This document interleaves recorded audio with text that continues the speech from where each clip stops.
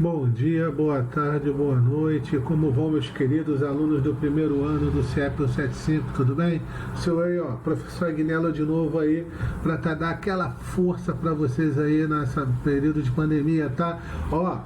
Pandemia não acabou não, hein, galera? Nego tá abrindo aí mercado, abrindo tudo aí, mas a pandemia não acabou não. Vamos continuar nos cuidando, hein?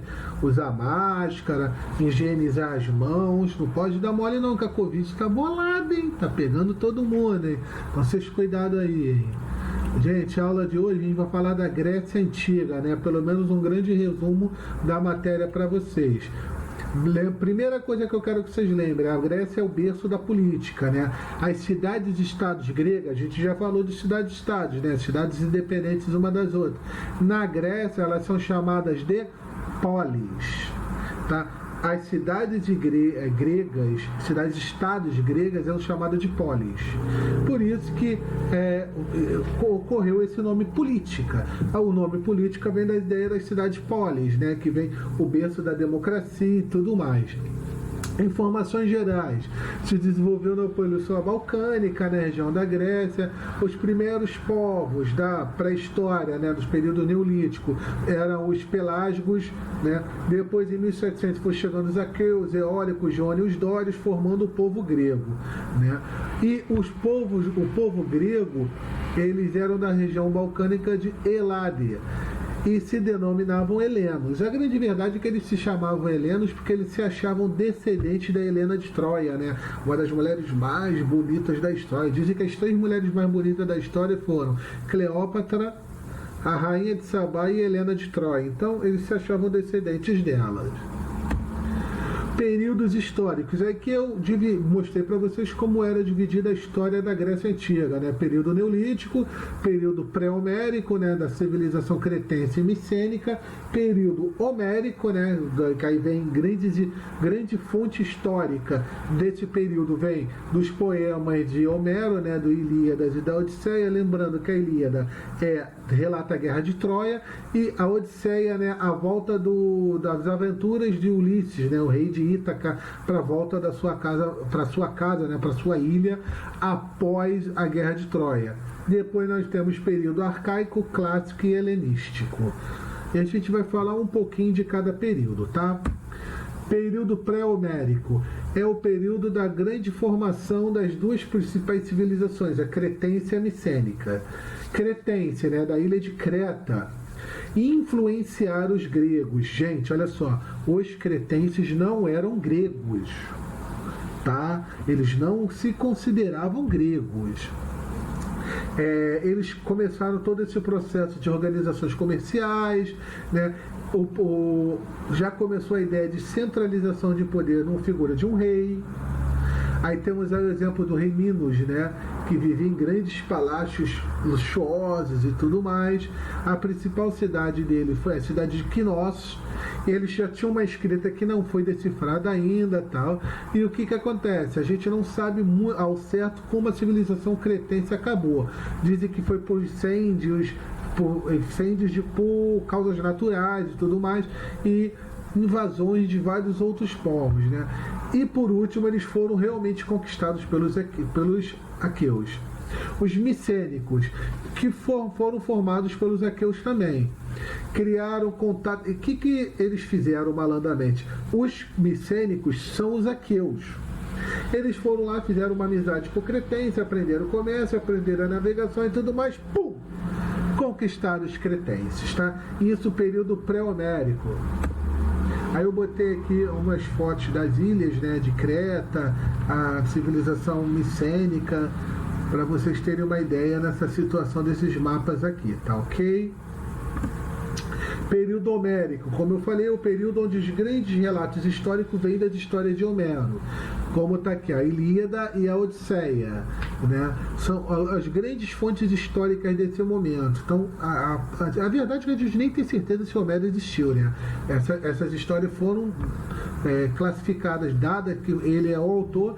Então, a partir desse período, as histórias ali, aquelas estruturas culturais que estão embutidas na Ilíada e na Odisseia, a gente tira várias fontes de informações sobre esse período. Só um detalhe, galera, quem não leu, eu aconselho a ler a Odisseia e a Ilíada. Gente, as histórias são madeiraças. Informações desse momento. Foram invadidas... a Península Balcânica foi invadida por vários povos, né? E os jônios e eólicos dominavam a Grécia continental, dórios a Península do Peloponeso, lembrando que a Península do Peloponeso é onde surgiu Esparta. Mas deixa pra lá. Aí nesse período nós tivemos a primeira diáspora grega, né? Então a galera começou a se espalhar pelaquela região toda. Né? E foi quando começou a surgir os genos, né? Genos eram habitações de trabalho coletivo, geralmente de pessoas da mesma família que viviam ali e eram chefiados por um pater. Esse pater ele era o chefe supremo, né? Chefe da sociedade, chefe governante, juiz, chefe religioso, ele era o chefe de tudo. Nos genos, a verdade é que a junção de vários genos vão se transformar em polis. Dando continuidade, período arcaico, a população começa da Grécia a crescer demais, né? Os páteres, percebendo isso, os páteres começam a ficar com as regiões férteis, né? E aí eles se tornavam em grandes lideranças da região, né? E esses proprietários dessas grandes lideranças começaram a fundar as polis, as cidades-estados, e ficar na liderança dessas cidades-estados, tá? A cidade-estado era uma cidade plana e geralmente na parte de cima existia uma acrópole, né? Uma fortificação um pouco mais alta, né? Onde protegia todas as regiões das cidades-estados. E aí começam os problemas sociais, né? Pessoas ficam sem terra, passam necessidade e tudo mais. E nesse momento acontece a segunda diáspora judaica, né? A galera começa a se expandir para regiões que ainda não tinham uma certa dominação desses grandes páter, né? Então começaram a ir para ilhas vizinhas, Ásia Menor, lembrando a Ásia Menor, aquela parte ali do Oriente Médio, ali, né? Ásia Menor, e para a África, alguns para a Península Itálica, né? Então começam a se espalhar por outras regiões. Essas colônias se transformaram, essas regiões também se transformaram em polis, futuramente grega, né? A maioria das polis, como a gente sabe, foi governada pelos aristocratas, né? A galera de grana, claro que de origem dos páter. Aí, período clássico, é quando a gente vai começar a entrar a falar das cidades-estados gregas, né? E eu só vou falar de duas, que para mim as duas principais, né? Atena e Esparta. Aí, começando do período clássico, que é a consolidação das cidades-estados. Aí tá aqui, Atenas. Gente, Atenas é uma cidade voltada para os saberes, né? Atenas é voltada para a formação do saber. Não é à toa que foi em Atenas que foi criada a ideia de democracia. O que é democracia? O governo do povo, né? O povo escolhe que o governa. E também em Atenas foi criada a ideia da isonomia. Agnello, o que é isonomia? É a ideia de que todos são iguais perante a lei. Tá ok? Quem fundou Atena foi os jônios, né? O povo jônio. Atena é localizada na Ática, né? No litoral do Mar Egeu e tudo mais. Organização social. Aí temos aí uma pirâmide social. Lembrem-se, numa pirâmide social, quanto mais em cima da pirâmide, mais importante. Quanto mais na base, menos importante. Temos aí, ó, os eupátridas, que era a elite ateniense, né? É o cidadão ateniense. Gente, o eupátrida, ele é o cara que nasceu e tem direitos políticos. Lembrando que a mulher não é considerada cidadão porque ela não tem direitos políticos em Atenas, tá? Então, eupátrida é formado pela elite ateniense, né? Os nascidos em Atenas e ter direito político. Isso te faz cidadão. Comerciante. Ele não era cidadão, mas era nascido em Atenas, né? Não tinha direitos políticos. Metecos, estrangeiros, que geralmente tomavam conta das atividades comerciais. Camponeses eram atenienses sem direitos políticos, sem dotes, sem terra, né? Era a camada mais empobrecida. E nós tínhamos aí os prisioneiros, os escravos, que eram os prisioneiros de guerra. política ateniense. Aí vocês vão ver que tem algumas ideias um pouco diferenciadas. Nós botamos aqui, ó, revolta do governo dos Eupátridas, começa a surgir os legisladores, né? A galera que vai participar das ideias políticas.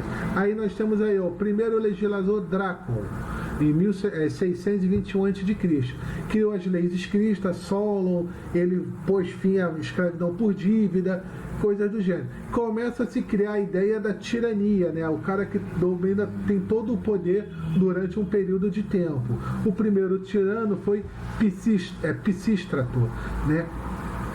Incentivou a expansão marítima, obras públicas, confiscou a terra dos nobres e tudo mais. Os sucessores de Pisístrato foram Hípias e Híparco. Não deram muita continuidade às obras, foram um assassinado e outro expulso e tudo mais. Nós tivemos também Clítenes, que instaurou a democracia em Atenas. Gente, olha só, a democracia da Atenas não era uma democracia muito ampla, né? Porque só podia participar da política quem fosse cidadão. Lembrando que tinha que ser um homem nascido em Atenas e ter mais de 18 anos e ser livre. Então não era todo mundo que podia ser cidadão. Mas todo mundo que tinha esse requisito podia participar da política ateniense. Aí eu botei algumas imagens de Atenas aqui para vocês ficarem felizes. Organização política de Atenas era uma democracia direta, né? Eu expunha diretamente meu direito político. Hoje a nossa democracia é indireta, né? Eu escolho um governante através do meu voto que me representa no governo. Lá não, eu represento direto. E nós tínhamos aí alguns patamares políticos, né? Primeiro, o Bulê, o chamado Conselho dos 500, formado por 500 cidadãos que faziam os projetos de lei, né?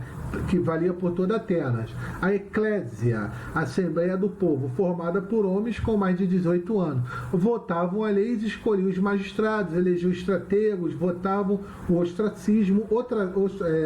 Ostracismo era uma punição dada por quem era considerado inimigo da democracia. Estratego, né? Chefes militares em períodos de algum período de tempo, né? Executava os projetos de leis e tudo mais. E a Eliália, o Tribunal de Justiça, né? Que é escuta por lei. Quer dizer, a galera ia lá por causa dos seus crimes. Aí então aqui, Esparta. Se Atena era voltada para os saberes, Esparta é voltada para a guerra. O espartano, ele era formado para a guerra, desde a sua infância até a sua fase adulta. Esparta ficava localizada no rio Eurota, né, no sul do Peloponeso, fundada pelos dórios, lembra que eu falei anteriormente, e lá eles tinham um grande preparo militar. E aí eu vou dar uma grande diferença desse preparo militar para de Atenas, tá? Em relação até à mulher. Organização social. O espartano ou esparciata, né, você pode escutar os dois nomes, era considerado o cidadão deles, né, o cidadão espartano. Ele era nascido em Esparta, tinha direito político e militar, podia participar da política e das atividades militares, né, são espartanos. Periecos eram homens livres, mas não tinham direitos políticos, então não podiam participar das atividades militares. Em período de guerra até participava, né, para enumerar o exército espartano, mas ele não era considerado cidadão. E os zilota, né, que eram os camponeses e os escravos, eles geralmente ou eles eram dos povos derrotados ou descendentes desses povos derrotados que tinham sido escravizados. Galera, eles pertenciam ao Estado, tá? Agora, eu estava falando da mulher, né, gente? A mulher espartana, ela não era considerada cidadã, mas ela era muito valorizada em Esparta. Por quê? A mulher espartana, ela dava luz a novos espartanos, então ela tinha uma importância muito grande dentro da organização espartana. Por isso que a mulher era valorizada. Organização política, né, era governada por oligarquia, né, por pessoas que tinham dinheiro. Primeiro, eles tinham uma diarquia, né? Eram dois reis. Um geralmente comanda o exército, o outro comanda as partes religiosas, coisas do gênero. A Jerusa, né? O Conselho dos Anciões, composto por 28 espartanos com mais de 60 anos. Eles tinham função de criar leis, julgar crimes e decidir a participação ou não de guerra, né? a Ápela, né, que é a Assembleia, composta por espartanos com mais de 30 anos, escolhia os membros da Gerúsia e do Eufarato, aprovava e rejeitava a lei. Então a Gerúsia criava a lei e quem aprovava ou não era a Ápela. Eforato ou conselho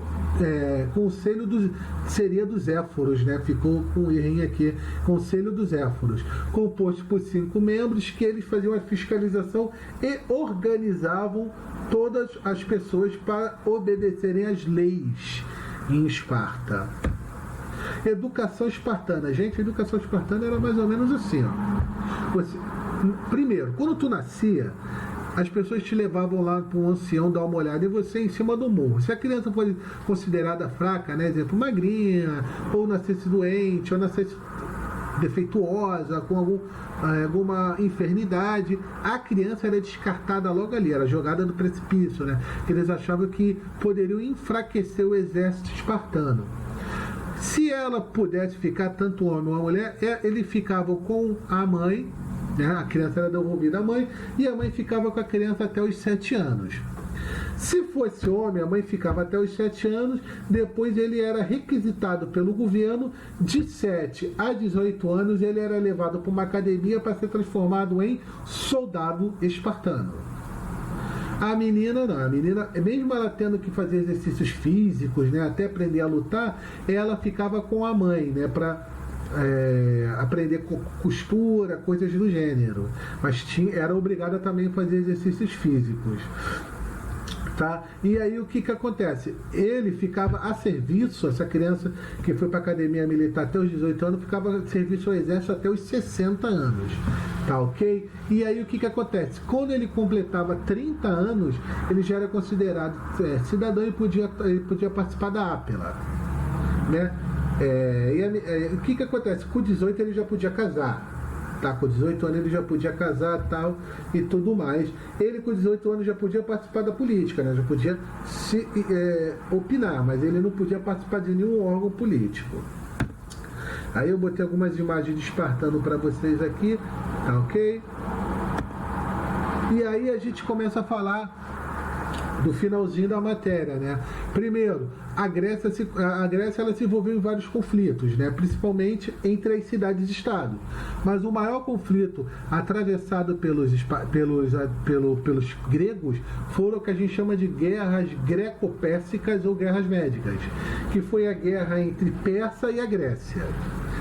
O que acontece, gente? O exército persa era muito bolado. Ele tinha mais de 600 mil soldados. Ele tinha mais de 1000 navios. Queria invadir a Grécia. Ele queria absorver a Grécia, as riquezas gregas, a cultura grega. Ele queria absorver isso tudo. Ele queria dominar todo o território grego. Ou então ele queria dominar todas as cidades-estados gregas. O que as cidades-estados perceberam? Que sozinhas elas não podiam lutar contra os espartanos. Que só daria certo se eles se juntassem. Então foi criado o que a gente chama de Liga ou Confederação de Delos, que ficou sob a liderança de Atenas. O que era isso? Atenas liderava os exércitos e as cidades-estados, né, Esparta, Tebas, Corinto, elas, e entre outras, né, elas davam recursos, né, pagavam tributos a Atenas e cedia soldados para essa batalha. Gente, não preciso dizer que os persas foram derrotados, né? E Atenas se tornou a grande cidade-estado daquela época, a mais forte. Então, o que ela fez? Ela dominou todas as outras, ela virou a grande liderança. E todas as outras cidades-estados ficaram subjugadas a Atenas. Então, tendo que pagar tributos e tudo mais, né? E é demonstrado até essa grandeza ateniense quando o imperador Péricles ele constrói o Párthamon, né? Aquela grande construção que hoje é o grande ponto turístico da Grécia e tudo mais. E aí o que acontece? As cidades-estados gregas, outras, né, que eram dominadas, não aceitaram muito esse processo de dominação e tudo mais. O que eles fizeram? Essas cidades-estados se juntaram contra Atenas. É o que a gente vai chamar de Liga do Peloponeso. Essa liderança da Liga do Peloponeso foi feita por Esparta. Então Esparta liderou essas cidades-estado grego contra Atenas. Só que aí tem um detalhe bem interessante, né, galera? O que acontece? Esparta domina Atenas, né? Atenas é vencida, Mas Esparta, ela faz a mesma coisa que Atenas. Ela domina todas as outras cidades-estado gregas. Então começa uma série de conflitos, né? Outras ligas, né? A liga liderada por Tebas, outra liga liderada por Corintos. E essas consecutivas batalhas entre as cidades-estados gregos fez que essas cidades-estados o quê? Enfraquecessem. Com esse enfraquecimento, abriu para quem? Para os macedônicos dominarem a Grécia. E é o que acontece, né? É o que a gente vai chamar de período helenístico. É o período de dominação macedônica na Grécia. Então, o que acontece? Os macedônicos dominam a Grécia, né, com seu rei Felipe II, legal, mas o grande destaque desses exércitos é o sucessor de Filipe II, que é Alexandre o Grande. Gente, Alexandre o Grande era um cara bolado. Ele conquistava todo mundo que ele lutava. E ele tinha uma fascinação pela cultura grega. Deve ser porque ele foi educado por Aristóteles, né, o grande filósofo grego. E aí nós temos aí Alexandre, né, o Grande, ou o Magno, né, um dos grandes militares generais da história humana. Ele conquistou o Egito, ele conquistou a Pérsia, ele conquistou a Babilônia, ele conquistou a Índia, né? Ele fez uma grande conquista e fez uma grande império macedônico, né? E aí o que ele fazia? Ele fazia uma coisa bem interessante. Essa parada que ele fazia era o seguinte: ele pegava a cultura grega e mesclava com a cultura de quem ele dominou. Essa mescla de cultura grega com cultura de outros povos foi chamado de cultura helenística, né? Ou seja, Alexandre Grande começou a espalhar essa cultura grega por todas as outras regiões. Aí eu botei aqui um mapinha, né, para vocês verem como foram as guerras médicas e tudo mais, ó. Rota da esquadra persa, rota do exército persa, coisas do gênero. Botei uma imagem, gente, olha só, não existe retrato na época, né? Então a gente botou uma imagem ilustrativa de Alexandre o Grande. E aí, cultura grega. A cultura grega, ela é dividida em vários segmentos, né? E aí a gente pode entrar em contato com literatura, né? Através dos épicos, poemas épicos, Ilíada e Odisseia, como eu já falei, os poemas, as poesias líricas, né? Que falavam de problemas sociais da Grécia e tudo mais. Foi da Grécia que surge a ideia do teatro, da tragédia e da comédia. Surge da Grécia, que é representado por aquela máscara chorando e uma máscara rindo, né? É o que representa a tragédia. Nós temos também relatos históricos, né? No início dos relatos históricos, com Heródoto, o pai da história. O pai da história, desculpa, gente. O pai da história e tudo mais. E temos também, ó, que o Heródoto, ele relata a guerra as guerras médicas, né? Já Tucídides, ele relata a guerra do Peloponeso. Temos também como cultura grega o que a gente usa até hoje, né? Que é a chamada filosofia, é até uma disciplina de vocês com o professor Mateus. Filosofia é a ciência que busca a sabedoria, né? Eu busco saber. Nós temos aí 3 filósofos, né? Vários filósofos, vários. Aqui eu só vou citar os 3 mais famosos, né? Que é Sócrates, com a ideia do se eu sei que nada sei, né? Se eu nunca sabe tudo, você está sempre buscando conhecimento. Platão, com a ideia do mundo das ideias, né? Que existe esse mundo aqui, mas o mundo acima, que é o mundo das ideias, onde existem as grandes reflexões. Aristóteles, né? Com a ideia de lógica. O que é lógica? Quando ele pega 2 premissas, uma premissa maior, uma premissa menor, ele cria uma ideia lógica. Quer ver um exemplo? O Agnello é professor do CIEP. Agnello é professor do CIEP. Agnello gente, está errado. Essa premissa não ficou boa.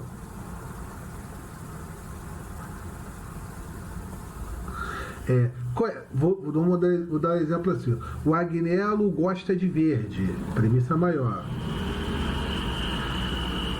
A bola é verde. Premissa maior. Qual é a lógica? Agnello gosta da bola. A conclusão. Essa é a ideia de lógica, né? Tu pega uma premissa maior, uma premissa menor. Aí nós temos aí também correntes filosóficas, né? Que é o estoicismo, né? Fundado por Zenão, que afirmava que você tinha que aceitar o destino que tu tinha, né? Não podia mudar esse destino. Nós temos aí o epicurismo, fundado por Epicuro, né? A obtenção dos prazeres é a base da felicidade, né? Então você buscar aquilo que te dá prazer é a felicidade. E temos aí o ceticismo, né, fundado por Pirro, que é a ideia do negativismo, né? O homem está sempre questionando e negando as ideias, né? O espírito humano, ele não tem nenhuma certeza de nada. Ele está sempre no processo questionador. Religião grega, aí que é uma parada que a galera gosta, né? Que eu não vou falar dos deuses, que não vai dar muito tempo, mas o pessoal gosta de mitologia grega, né? Lembrando que a religião grega, eles eram politeístas, né? Acreditavam em mais de um deus. E todas as histórias relatas vêm dos mitos. O que é um mito?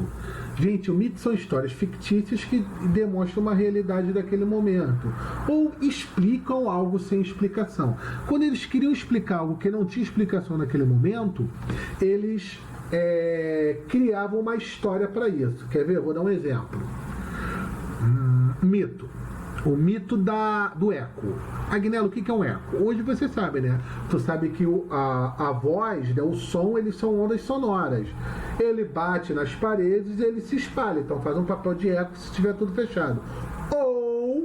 Ou se você estiver num campo muito aberto, você grita e o seu som continua se espalhando. Exemplo, tu grita assim dentro de um penhasco: o Agnello é lindão. Aí, Agnello é lindão, Agnello é lindão, Agnello é lindão. Aí vai. Isso é um eco, gente. Uma explicação totalmente científica, né? Na Grécia tinha essa explicação? Não tinha. Então eles inventaram uma história para explicar o que é o eco. A ideia do eco é de uma ninfa que se chamava Eco. E ela era muito abusada, né? Ela gostava sempre de ter a última palavra. Ela foi discutir com uma deusa, que agora eu não lembro se é Atenas ou se é Afrodite, e ela foi amaldiçoada por essa deusa sempre repetir a última coisa que a pessoa falava. A ideia do eco. Essa foi uma explicação mitológica para o eco. Não tinha uma explicação científica, eles inventaram uma explicação para isso. Os deuses gregos, eles eram deuses antropomórficos, ou seja, tinha figura humana, né? E eles eram humanos, com poderes imortais, e o principal detalhe, eles tinham sentimentos humanos. Ou seja, os deuses gregos se apaixonavam, tinham raiva, tinham inveja, tinha ódio, tinha desejo, tinha saudade. Todos esses sentimentos humanos eles tinham. Semideus, filho de um deus com um humano, ou com um filho de um deus homem com uma mulher, ou filho de um homem humano com uma deusa mulher, né? São os semideuses. Aí a gente tem vários da história, né? Semideus. Nós temos Hércules, nós temos Perseu, Teseu, Aquiles, tem vários deuses, vários semideuses aí. E aí temos os Jogos Olímpicos, que eram de 4 em 4 anos desde a Grécia. Só que os Jogos Olímpicos na Grécia eram jogos para homenagear Zeus, né? E aí, gente, era tão importante que se tivesse uma guerra, eles paravam a guerra, mas parava mesmo para os jogos, tá ok? E aqui eu botei uma imagem para vocês, gente, são retratações dos bustos dos filósofos, tá? Então, do busto de Sócrates, de Platão, de Aristóteles, de Heródoto. Aqui é o busto de Tucídides. E aqui eu botei porque eu achei bonitinho os deuses gregos para vocês, né? Ó, Zeus, Hera, Ares, Poseidon, Artemis, Apolo. Nós temos aqui Atenas, aí vai, né? Eu achei bem bonitinho para vocês. Tá ok? Gente, eu espero que essa aula tenha ajudado vocês aí. Qualquer dúvida, estamos na plataforma aí à disposição de vocês, tá bom? Primeiro ano, forte beijo do professor, gente. Tchau, tchau.